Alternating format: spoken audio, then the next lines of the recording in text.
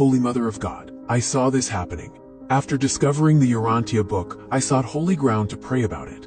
That night, a wave of energy hit me, making my entire body vibrate. It felt like I was plugged into a light socket. I sat up, shaking. Then I laid back down. And it happened again. The next morning, I felt called to find a solitary, holy ground, somewhere away from civilization where I could pray for guidance.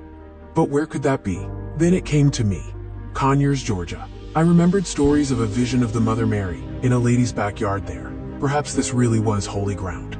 The next morning, August 14th, 1996, I dropped the kids off and drove to Conyers. I stopped at the local Waffle House to ask for directions.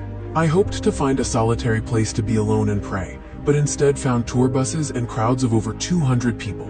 My first stop was the Holy Water Well. I spoke with several women who had made the pilgrimage for years. When I told them I came seeking solitude, they said, "This is nothing. Yesterday, there were over 20,000 people here." One of them looked at me and said, "Phil, Christ saved his bravest soldiers for these final days."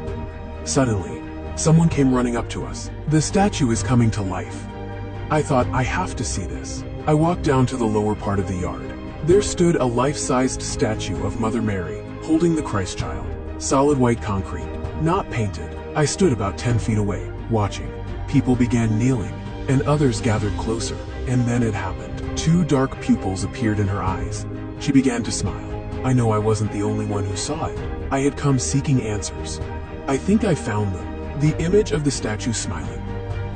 I went there that day seeking guidance. I wanted to know if the Urantia Book was what it claimed to be. Later, I read what was revealed the day before. Christ spoke of sorrow for the state of the world and the suffering of the innocent. And then one final message.